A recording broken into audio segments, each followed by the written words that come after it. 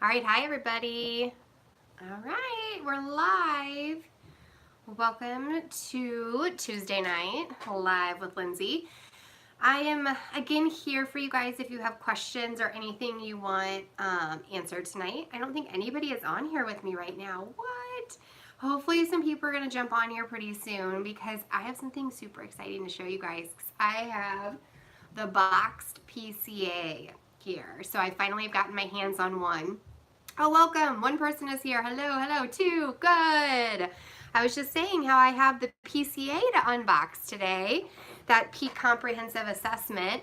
So I'll kind of give some more people time to kind of get on here, and I will just kind of give you guys some updates, answer some other questions that came up, and then in just a little while, we can get into that PCA box. So feel free, I know there's a couple of you guys on here, feel free to say hello or give me a question or comment or anything that you're needing right now. That's always super helpful, so I kind of know what you guys are needing. So just some like random updates. For the PCA, that Peak Comprehensive Assessment, they will start being mailed out May 15th. So those are getting finalized with like the shrink wrap and all the formatting printed nicely. The ones I'm going to show you guys tonight have a softer binding, but they'll have like a hard binding and some other additions that are going to be a little bit better than what you'll see tonight. But you'll get to at least see what it'll kind of look like when you get it. So that is super cool. And then I also updated on Facebook, but just people have had a lot of purchase order questions. That's definitely not what this forum is really for, but I figure there have been so many questions about it, I'm just going to kind of say it again so that if anyone's watching and this is helpful, then they've gotten the information. So any orders that went out before, any orders that were made before April 1st went out this past weekend, and you should have them in hand by this coming Friday. If you made any purchases after that April 1st time frame, then they'll ship out this coming weekend and you'll get them by the following week. So hopefully that helps answer any shipping questions that you guys might have, and that'll just kind of hopefully clear up some of that. Oh wait, so kind of just some general talk because I don't really think anybody has got questions or comments yet. I was just going to kind of show you guys some material stuff really quick, and then like I said, I'm just hoping some more people are going to kind of jump on before I open up that PCA, so we'll give that a little bit more time. But so a couple of things that I brought, feel free, chime in with questions. 14Q, oh yay, Christine's here. Okay, we'll go with it. That is one of the ones I had queued up. I'm glad you're here. Okay, so Christine, this one's for you, girl. I actually sat down with Dixon. So his handwriting is actually going to be on these little cards because I ran it with him to make sure I had it correctly and understood it. Yay! Okay, good. I'm glad you're here and you chimed in because I definitely was on the agenda, but I'll just do it now so you have it. Okay, so Christine had a question about the creative flexibility 14Q and transformation. Okay, and Christine, I can kind of like snapshot this and private message it to you also so you can like see how the layout is on the sheet itself.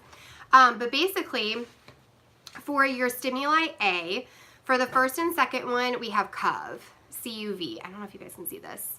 Okay, so C-U-V is for CUV for 1 and 2 for stimuli A. Then we have BOF. Again, you're seeing Dixon handwriting here, which is kind of cool. Sorry, my eyes are really itchy from allergies. So BOF is going to be for 3 and 4. So I'm just going to show you this. I filled out the sheet for you. So CUV, CUV, BOF, BOF. Okay?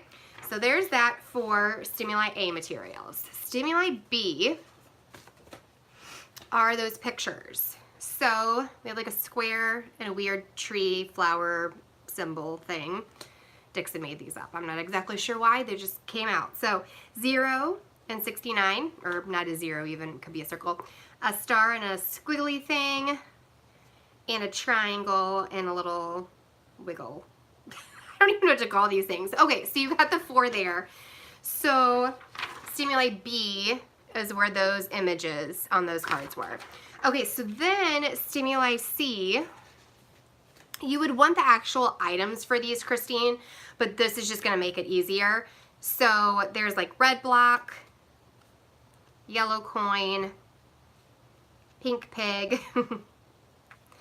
blue cup, black bug, green coin, and blue block, and red cup. Okay, so again, these are like all arbitrary things. So there's really no rhyme or reason to it. It's just you're going to set up your sheet so this makes sense so that you know what the rules and the right answers are and you can teach your participant. Okay, so then I just assign these randomly for stimuli C. I don't know if this shows up backwards for you guys, which is kind of a bummer.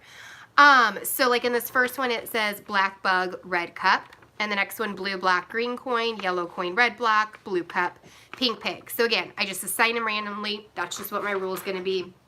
That's how I'm going to teach it. Okay, so then to set up your other sets for your stimuli Y and Z, you are going to use the identical words for A. Let's see here. We may have, let me look at this. Okay, so we've got Y, two identical words, A, and one different word. Okay, nope, we're good. Okay, so Y and Z is going to take the combinations. I thought there was a mistake, but there's not. So you're going to take the combinations and you're going to line them up, and I'll show you how to run this. So you'll have like cov, cov, boff, boff, cov, boff, cov, boff, boff, cov, boff, cov. Okay, so then your answers for that are going to correspond over here. So to build the first cov, you're going to pick some of these items from 1 or 2. Again, some of these items for 1 or 2, then you're going to pick from 3 or 4. So that's kind of how I like filled it out so that I can kind of like follow it along and know if it's like a 10 or not. Okay, so to run this program, so step 1 is you're trained from B to C. Okay, and so you're going to run 10 trials for this. So a lot of times when we run these and they're not necessarily needing to sort all of your items every single trial, you might have some of the trials within the first set that they're going to do. I'll see if this will make sense when I start running it. Okay, so for train 1, you're going to have the stimulus B1 and B2. So for example, I'm going to have the B1 and the B2 laid out on the table, okay? And then what I'm going to do, I know this probably is not ideal. Okay, so you've got these like laying out on the table, and then you have like all your little items in front of the participant, and you're going to have them sort into the piles that correspond. So the ones that went with this should have been black bug and red cup, and over here should have been blue, black, and green coin. So those are the items. So you would have 2 over here and 2 over here, okay? So that's like one sort. So actually that is one trial. I lied to you. Okay, so there's one trial. Then you would maybe have these 2. Okay, so this might be trial 2.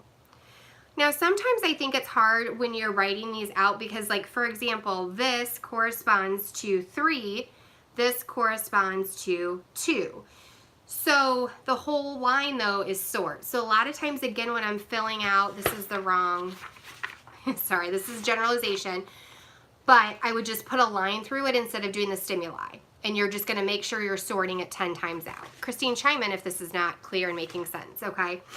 So that would be your step 1, is you're going to have them sort the little cards, the stimuli C, or the actual little items that you're probably going to have. Instead of a little card that says red cup, you probably have a red cup. And so they would sort into these piles, okay? So then after you've run a trial, or 10 of those, then what you're going to do is put your arbitrary words out, your cov and your boff. Okay, and you're going to put those out, and then they're going to be sorting these arbitrary cards with little pictures on them. Okay, so there's the 4 of them. So they should be matching cov with this picture and this picture, because that's what we decided on our stimuli sheet. Okay, so they would sort that, and then they would put these underneath here to sort. Okay, so that's your step 2. So again, 10 trials of that until you fill it up. What does it contain? And you're going to repeat with the other word. Then what you're going to do is you're going to present a sequence of words. So your step 3 is your test. You're not going to be able to give feedback on this part. And so again, for like that train class 1, and again, Christine, I'll email this program sheet to you so you have the logistics of it so you're not confused. Okay, so for test class 1, we would have cov, boff, okay? So you'd have that on the table, and you're going to present the array of objects, and you're going to say build this, okay? So for Sorry, I'm like doing this backwards. So cov, so you would point to this first and you would say build this. Okay, and so they would be hopefully building something with cov, so like a black bug, a blue block, and a yellow coin, and they should build something out of that. Then you're gonna say build this differently. Okay, so then what they should be doing is switching the items for the two covs and building something different but with the same items, okay? And to get a 10, they have to build it this way, but then also build it differently where they substitute the same things for these two words, okay? So that's kind of how to play this one. So again, Christine, chime in. I'm not seeing any comments, so hopefully this makes sense to you. So then again, you're gonna have them, you know, build this. So you're gonna build your sequence of whatever it is. These are like upside down and backwards, sorry guys. So build this, and then you're gonna have them build it differently. That's one trial. Then you're gonna do it 9 more times. Okay, so that's this one. Please chime in if that didn't make sense. Again, that was 14Q. That is one of definitely the later and more complicated ones out of the transformation books. That makes sense. When I ran it, I did 4 items rather than 2 for sorting. Yeah, I mean, honestly, like with some of it, make the best clinical decision. Let me see. I'm trying to see exactly what you did. Let me look here at your comment again. When I ran it, I did 4 items rather than 2. I see what you did. And you could. It just depends on which 2 you have up. So you're actually right. And then I didn't do it another way. Yeah, so for a test, you need to do build this differently. So that is a must. But actually, Christine, I think you're fine. Because I had cov and cov out to match. But if you have cov and boff out, there should be 2 and 2 out underneath these. Hopefully that answered that question and makes sense. Sounds like you were really close. I'm actually impressed. I had to play with this one with Dixon for a little while before I got it. So you're doing better than I am. Okay, so hopefully that one live kind of makes a little bit more sense, and we can try and run this one for YouTube.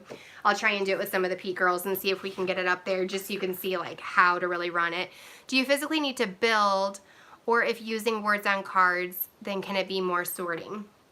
So it wants you to build this. So this is a little bit similar to, let's see if I can figure out. I think it was 10I. No, that's not the one. There's another program in here. See if I can think of what it is. Let me see if I can. There's another one on here that says build, and you're building like random things like a cup and a flower and a block, but you do need them kind of built on top of each other.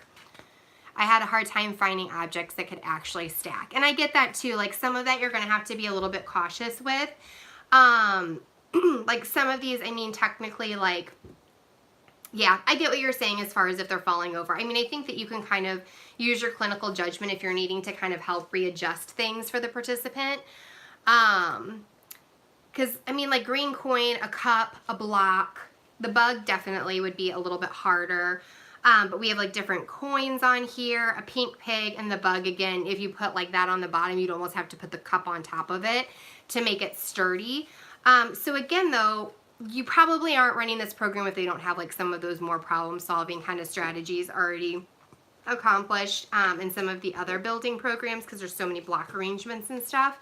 But I definitely would think about your stimuli, like if you have a flower, a pig, and a dog, that's going to be pretty hard to stack on top of each other and to build. Let's see what some of these questions are coming in. I just want to catch what they are. Okay. Do you need to physically build? I would say yes. It wants you to build the thing in the instructions, so I would say you do want them to stack and build it. Sorry, these don't stay up for very long. Let's see what else I missed.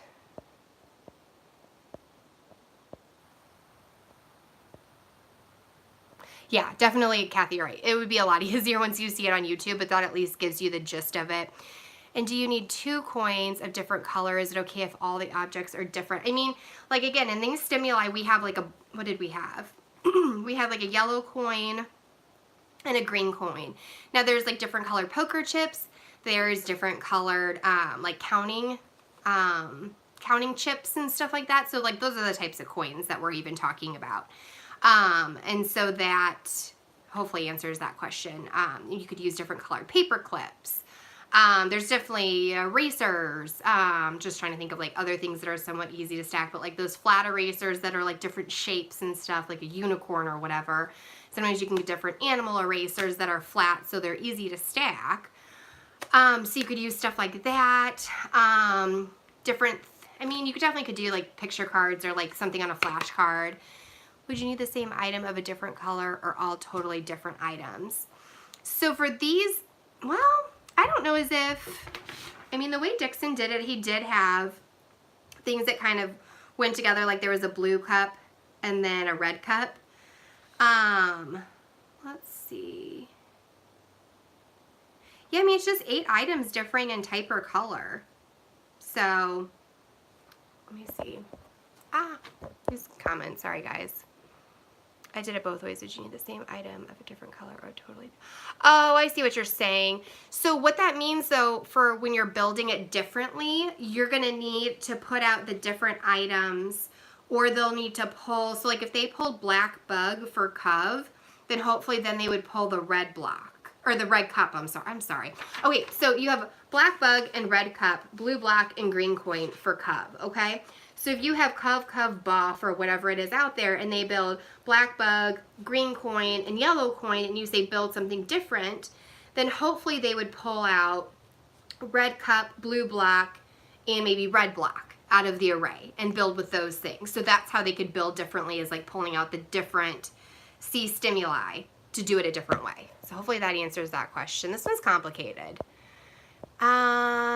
I did it both ways. Okay, but then I feel like they tried to match based on those characteristics. Yeah, and that's what's tricky, is like they can't really match based on characteristics because it's like an arbitrary pairing almost that you're teaching them.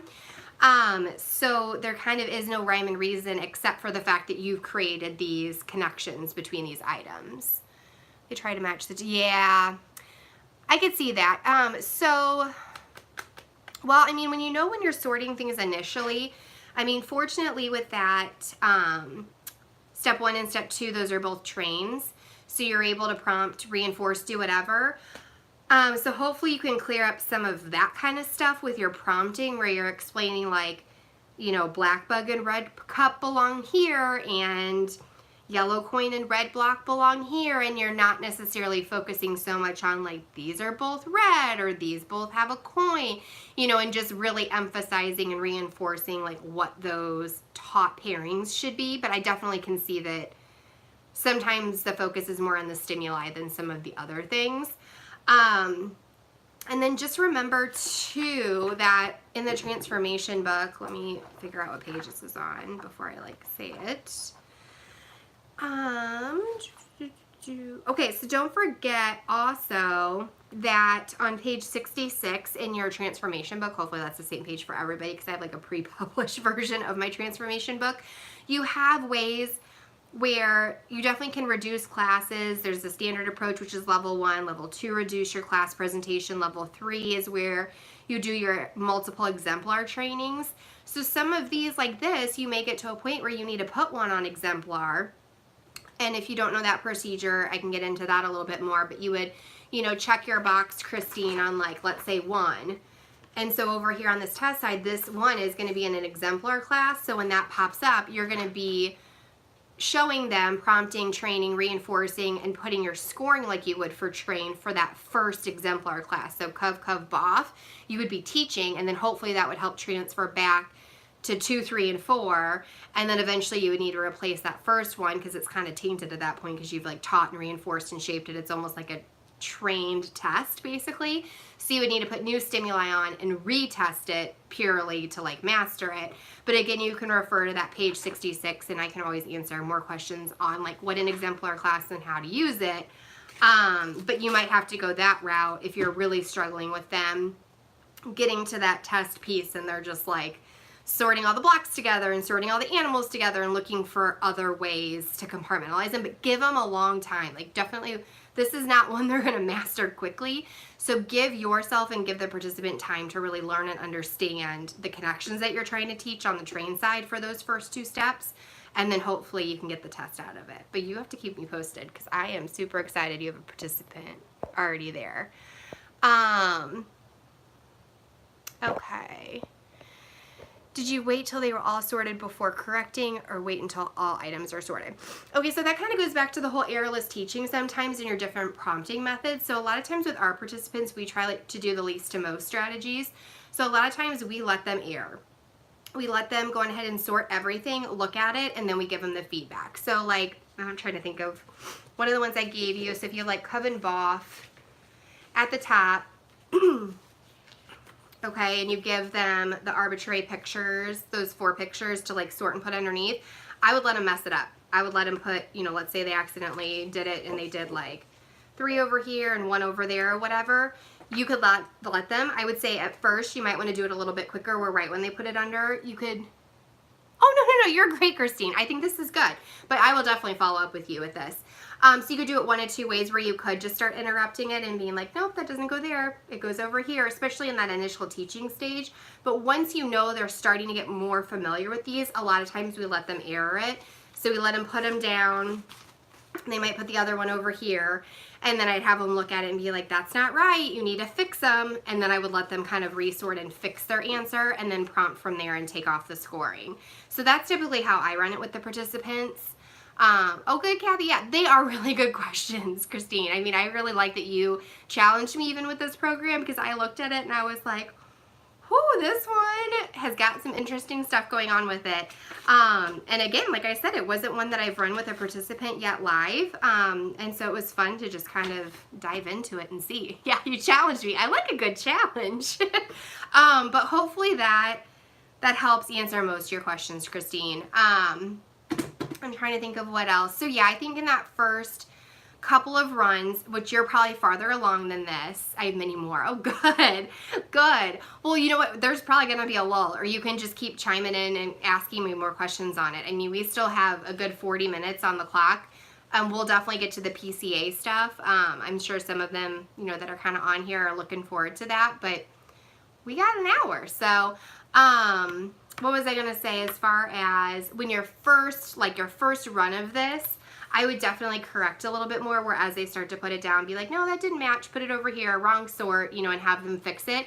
But again, as they're starting to get more fluent and you're probably further into this program where they've been running it for a few weeks or whatever it might be, then like I said, I let them usually put them out incorrectly, look at the 2 sorting piles, and then have them fix it. So hopefully that helps answer that question. Yeah, Christine, don't feel bad. Seriously, if you have more questions about this one, go ahead and throw them in. Trying to see. I think I answered all the questions that were up there about. I'll give Christine a minute if she wants to ask anything else. Again, we're talking about 14Q for peak transformation. And so I just kind of talked her through how to set it up, how to work your program sheet for it.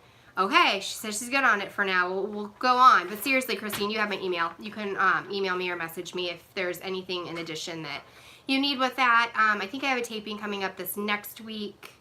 I want to say it's on the 15th. I'd have to check again. But I will queue that one up to run live so that you guys can see that a little bit better. Of course. Okay. Other stuff. I'm trying to see what I kind of had on the agenda for tonight. So I was just going to kind of show you guys. I try and do some material stuff every week just to show you kind of how to create some of these things. And then like around the 30-minute mark, that should have given everybody enough time that wants to be on here live to see the PCA. We'll do that, you know, right at the 30-minute mark. Okay, so smells and weights. I'll just kind of show you guys what these look like and how to create them. These have been in use, so they might be a little dusty and have spices on them. Okay, so usually what I do is I go to Penzies. I don't know if you can see this. So this is just like one of their little, what are they, 0.9 ounce Penzi spices, okay? And so there's lots of different flavors, and then a lot of times they come even with the little shaker on top. So what I usually do first is on the bottom, put a little number to correspond with the stimuli. So I have a bag to match it so that nothing gets cross-contaminated with these smells. And then we also usually put a number within the lid so that everything stays within the smell.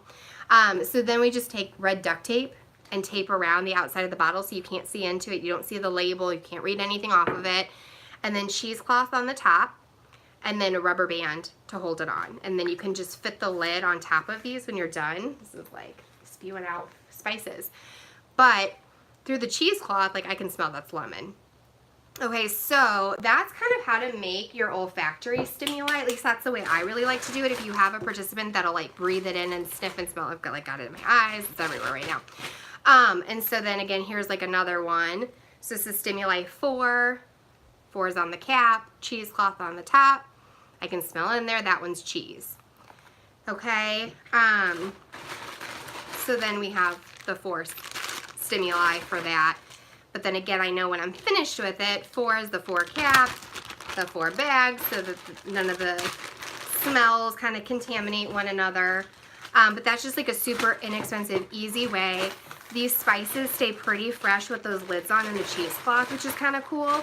We had some issues with some of the more liquid kind of stuff, and the cotton balls, like having to refresh it a lot, things getting kind of moldy and stale. And so that's something that we haven't had to do a lot of remakes of and really freshen up a whole lot, which has been nice.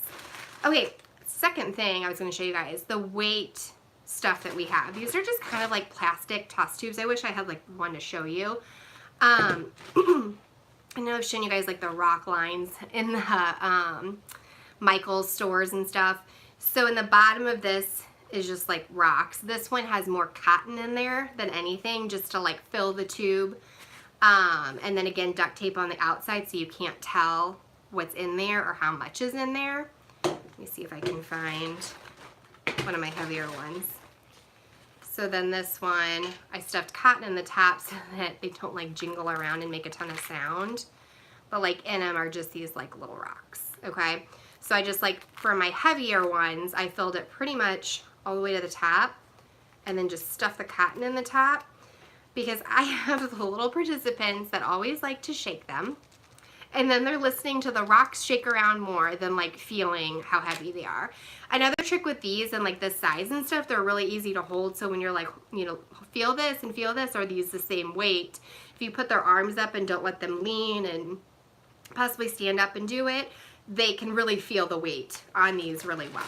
So my lightest ones are just basically all cotton, and those are the same. The next set, you know, has rocks maybe like up to here and the rest cotton, and then my heaviest ones had the rocks all the way to the top.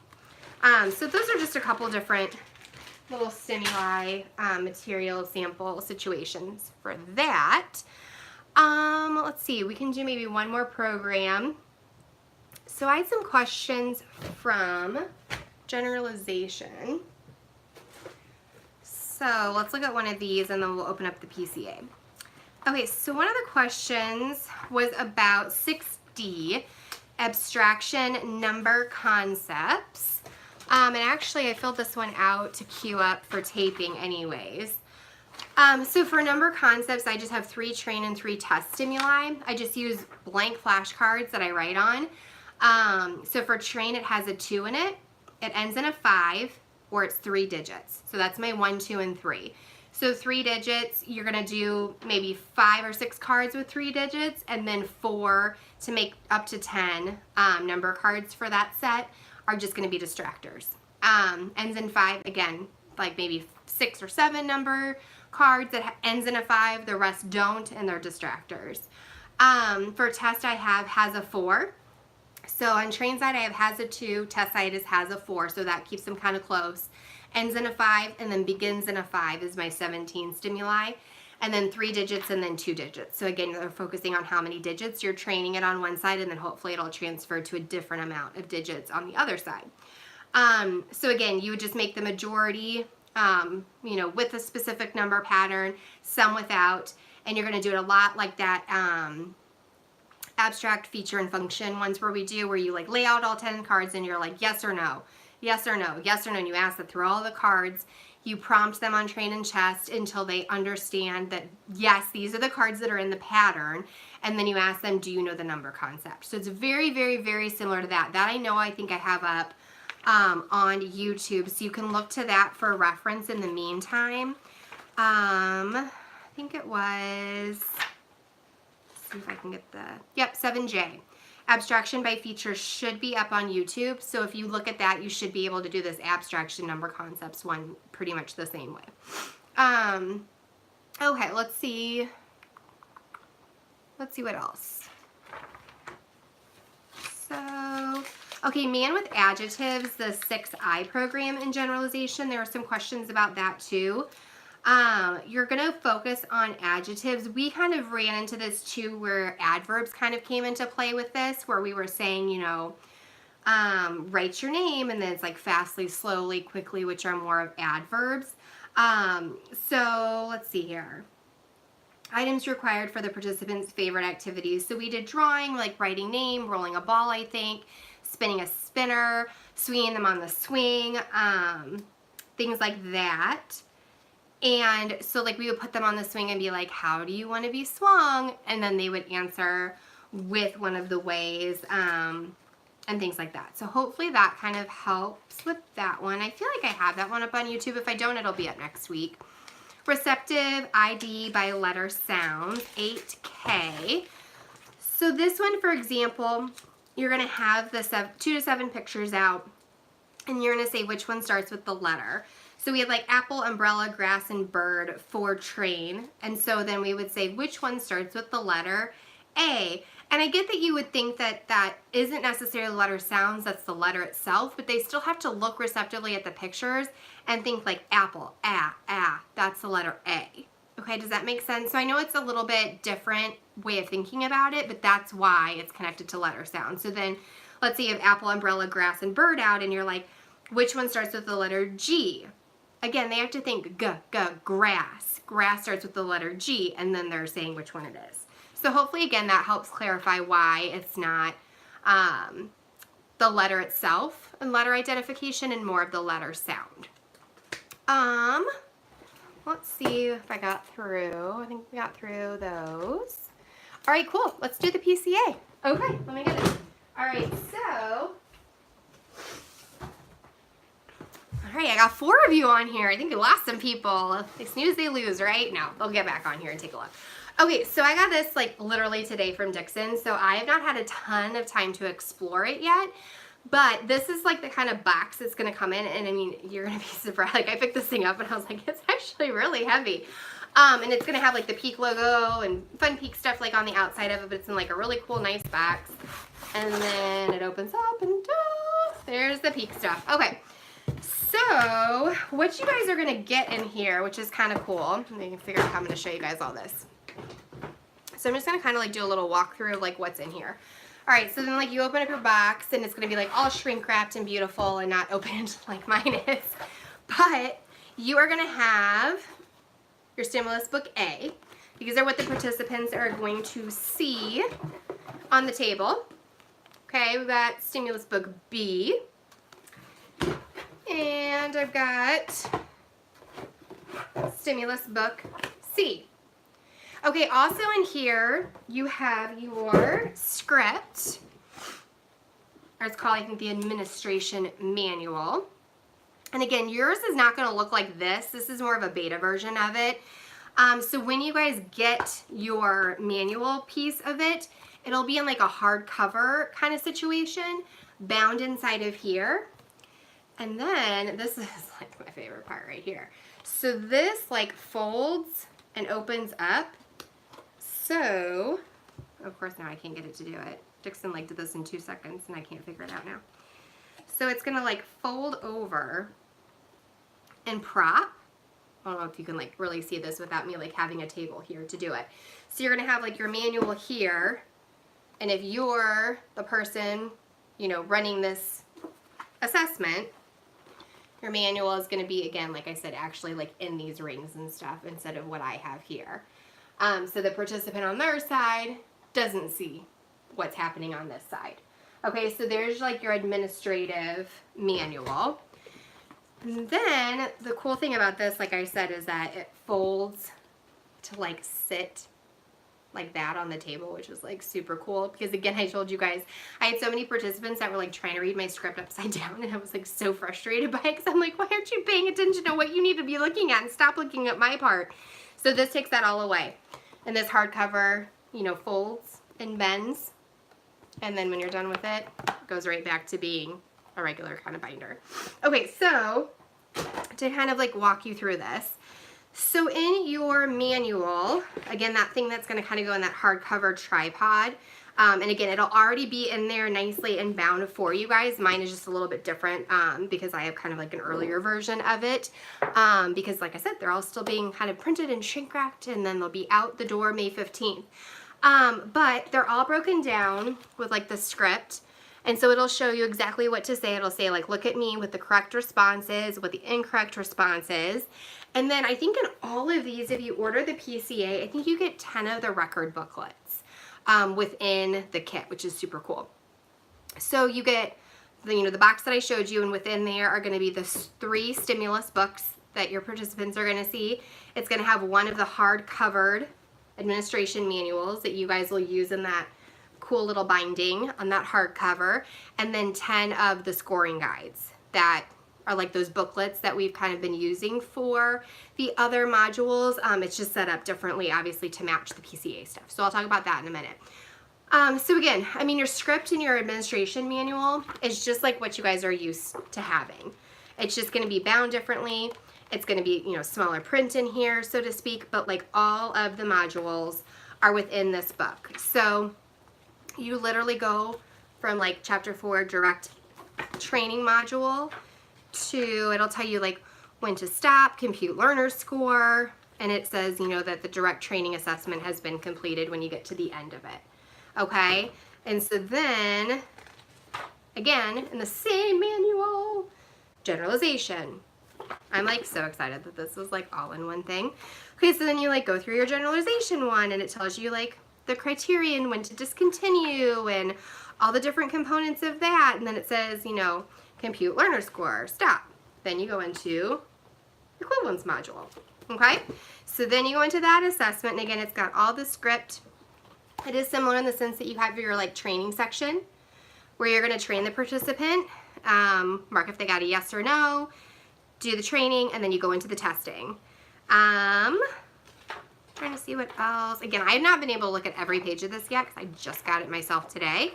But I wanted to open it with you guys and kind of take a deeper look into it. So then, again, it's got all the different sections for like distinction, hierarchy. Let's see.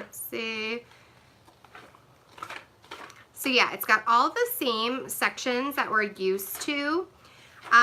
Stimuli is a little bit different. Some things have been tweaked. Chapter 8, we go into transformation module. Again, you have the expressive assessment and the receptive expressive. Oh my gosh, I can't talk. Let me try this again. Transformation module has the expressive assessment and the receptive assessment piece still.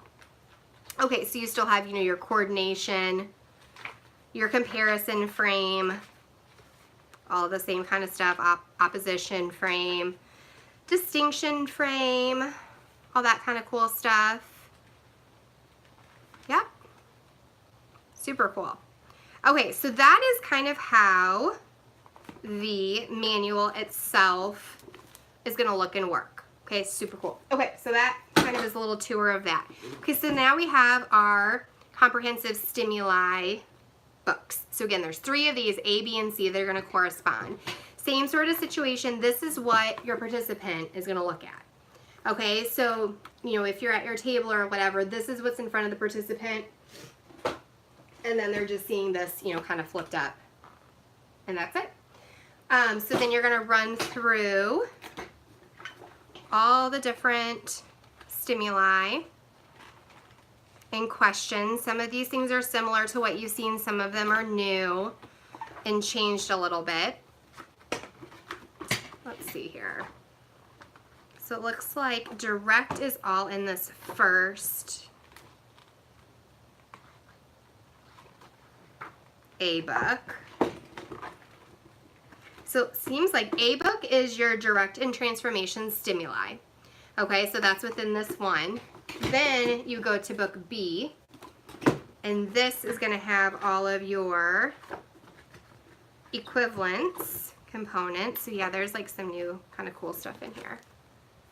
So it's all like super nice color printed, bound really nicely, and again, your flip side page is just a white situation with your stimuli on the other side for the participants. And then your book C, same sort of thing, where you're gonna have all the stimuli. So like it's got some new stuff in there too for like the here and there and kind of stuff in the DTC sections. You and I kind of stuff, so that theory of mind stuff is still in there, but some of the stimuli has been tweaked. Super, super cool stuff. Okay, so that is kind of a little walkthrough of the PCA situation. I did get a chance, I might need to pull it up on my computer because I have it as a PDF. I don't have a hard copy of it here of like the record booklet. But again, I'm almost positive 10 come in your PCAs when you get them, which is really cool because then you have plenty to run assessments for a very long period of time. Let me take a look at the record booklet. They're very similar to what you guys are used to seeing with the record booklets that you can, I think they're like $30 if you purchase them. So it's got like the Peak PCA client response scoring sheet, and so you have each of the modules, direct generalization, equivalence, then you have transformation for the receptive and the expressive components. And then you go into all of the assessments. See, of course, like all my emails popping up. So then you have the assessment to intervention worksheet in there, which is kind of cool. So then again, it breaks it down by module. You're using the factor score from the PCA. You're also using your factor score from the pyramids that you're used to, and you're figuring out your programming and kind of organizing that within these scoring guides, which is super cool because it kind of starts to map out where you're headed with your programming, which is really, really cool. Because a lot of us have been doing it for a while, so we're kind of used to like getting our scores and kind of knowing where we need to go or how to figure out the pyramid or, you know, kind of what to do next. But this will kind of steer you a little bit better and more cohesively to getting your programming started for a participant, which is super, super cool. So I feel like I kind of flew through that really fast. If you guys have any like comments or questions, I can try and answer them on here. But I know there were like some general questions that I saw in the Facebook forum about like affording different components of Peak and kind of what gives you more bang for your buck, or if you can only afford one thing that you're budgeted for right now, kind of what to do. And I think that, you know, Megan and I are both kind of in agreement on the sense that, you know, if you can only afford either getting the modules, like all 4 modules up and running, or getting the PCA, I would say, can you order additional booklets for scoring? I'm sure you can. I don't think they're up right now on the Shawnee Scientific Press yet, but I am sure they will be available probably right around the same cost. Maybe even some of those packs, like we might do 10 or something in, but that's a good question. I don't think they're posted yet. We're still kind of in like the pre-order situation for the PCA stuff in general. So a lot of you guys that have already pre-ordered, that's why they haven't come out yet. But then once those, I think the price might go up. I don't know for sure. I do know a lot of the pre-order stuff that PCA price was more for the pre-ordering situation. I'm not sure what those prices are going to go to after May 15th when they start shipping out. So keep that in mind, but I'm sure booklets, they'll somehow be available for people. But I think that, you know, economically, like if you need to just focus on getting those 4 modules, getting those run, using the assessment components that are within those modules if needed, and then add on the PCA as soon as you can.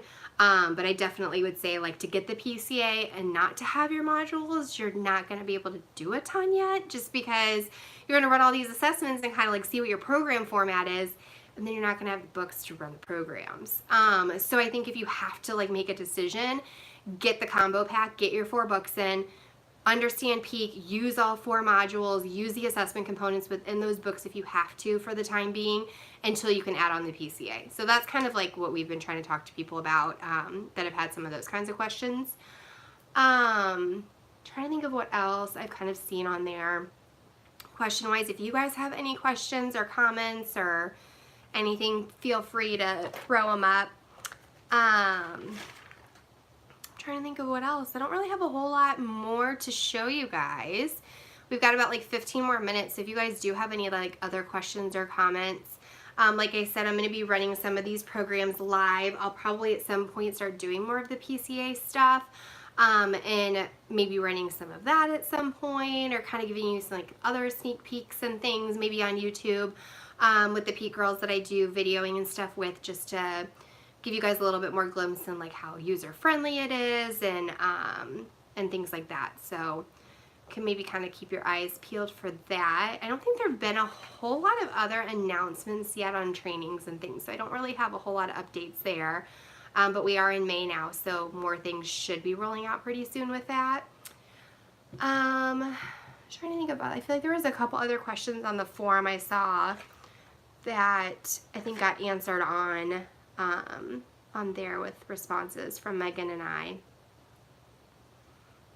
think we did. Let me just make sure all the programs that I had flagged we got through.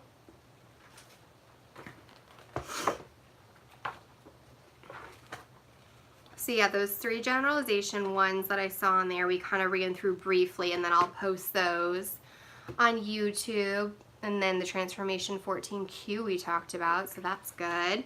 Yeah, if anyone has any questions or comments, again, this time is for you guys. If you have any questions or are needing anything, Christine, if you're still on here and you've got any more questions about your 14Q one, feel free to throw those up.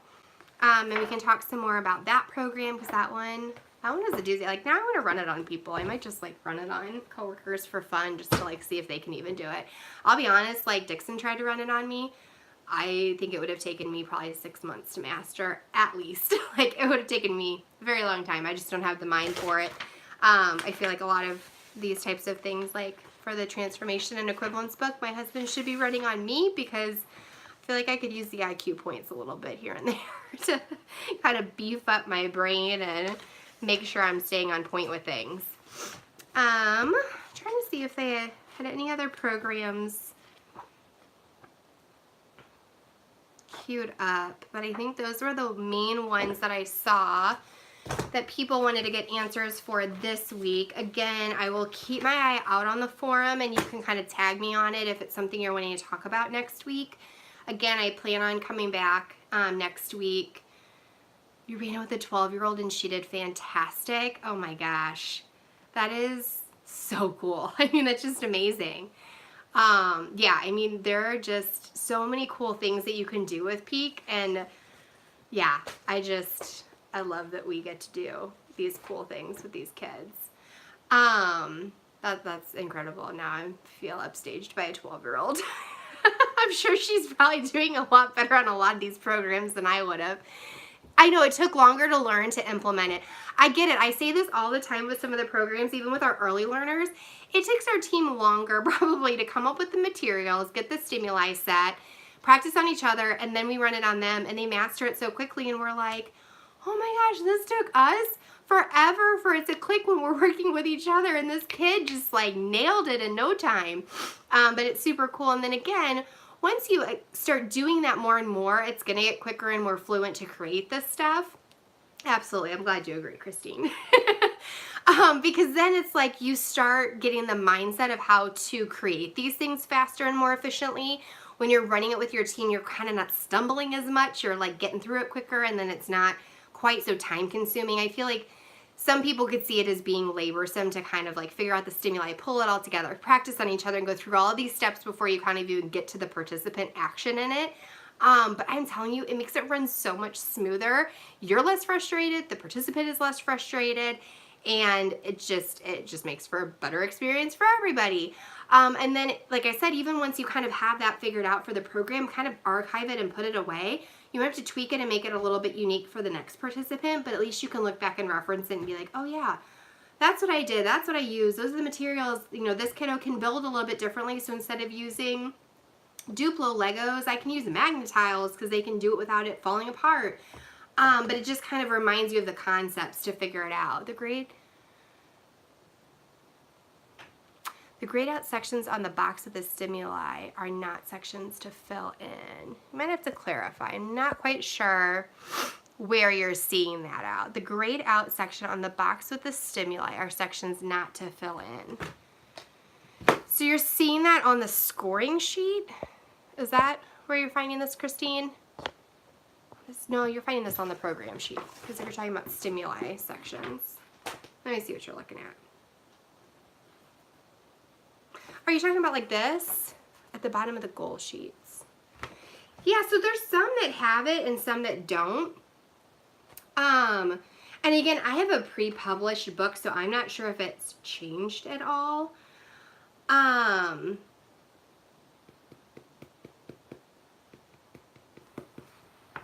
So,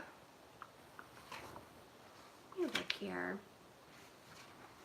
So I think it's dependent on what section you're working out of. Let me see if I can figure this out. I like these kinds of good questions. Yes. Right, so you're not going to use them. I'm going to see if I can answer this and figure out why. We've got 10 minutes. Nobody else has another question. I take the challenge. Okay, so it looks like in the first section, we have coordination. And it looks like there's A, B, C, and then X, Y, Z. And C and X's are all grayed out. And I think that's pretty consistent through coordination. That does not change. In hierarchy, it looks like you have the same situation where it's A, B, C, and X, Y, Z. And the C's and X's are all out until you get to level 1 coordination. There's got to be a pattern. I'm just not sure what it is at the moment. So, like 5F, they're not.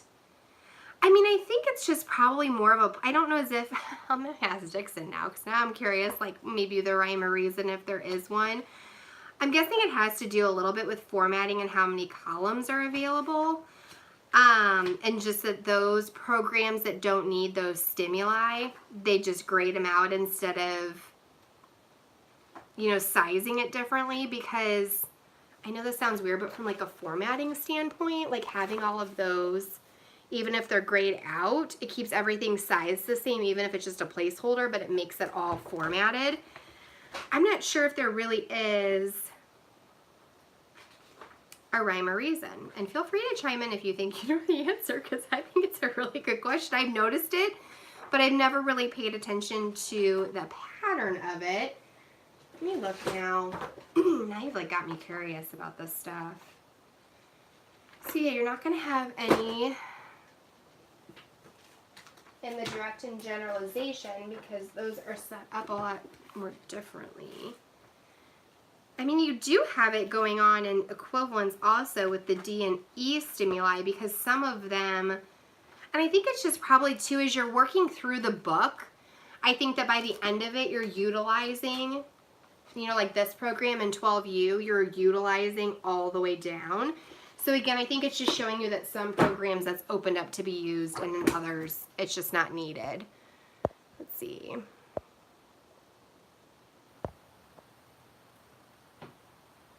And nothing in the teaching instruction. Yeah, I don't think so. I mean, I will double check because I think it's a good question. I've noticed it, but never really paid attention to the pattern.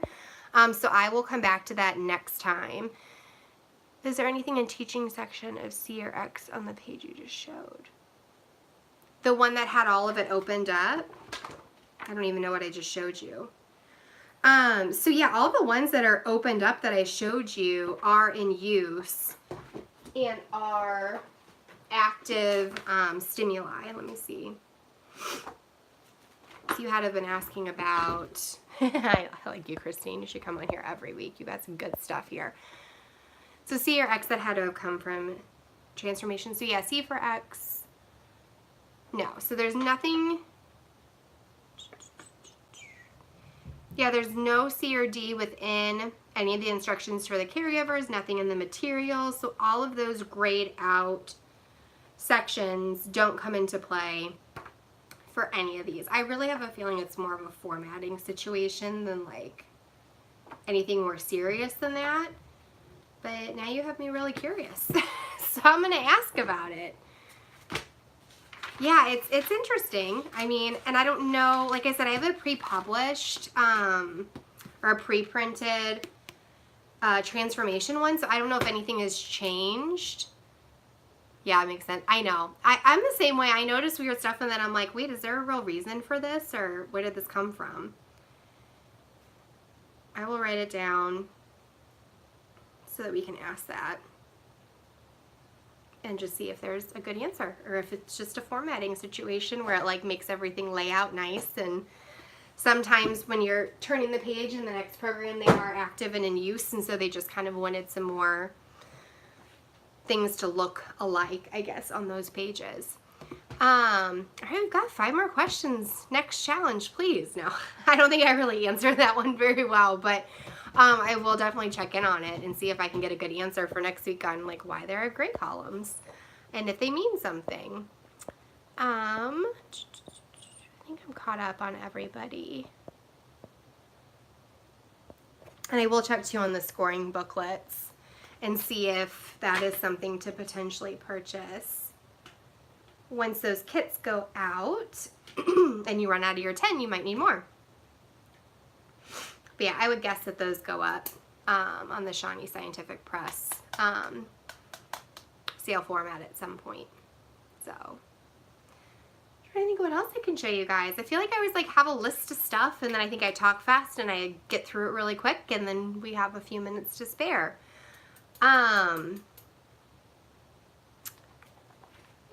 See, might look through the PCA just a little bit more and see if there's anything else I can tell you guys about it.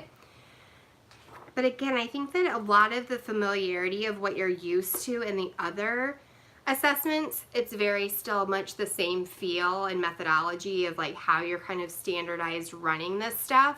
But again, you're not having all of the external stimuli that went along with the other one, where you had like the cup and the marker and the highlighter and the what else was there, crayons and paper clips and stuff like that. That's all done. You're not having any edibles, any of that kind of stuff. So that is all very different in the sense that it's all within these books. All the stimuli is within there. So let's see, so there probably are quite a few sections that have changes because of the fact that you don't have that other stimuli situation happening. Let's see. So that was an equivalence situation.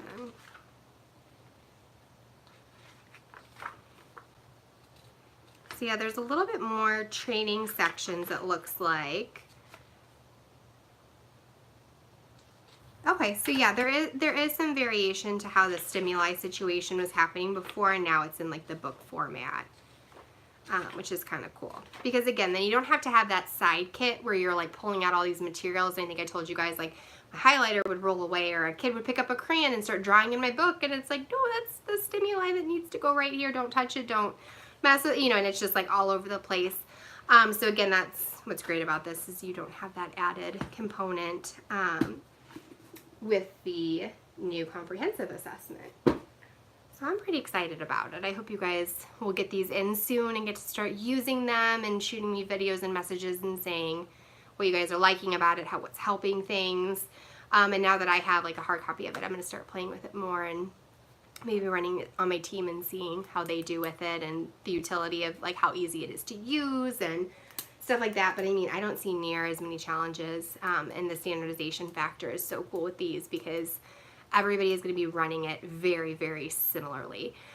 There is not going to be variation in the materials that are being used, with some people using silver paper clips and some people using colored paper clips and switching up things that I know I've seen different situations, which I get that, you know, implementers are trying to change the stimuli in some way, or changing the pictures and the symbols to make it easier to scan in and print and make these flip books out of.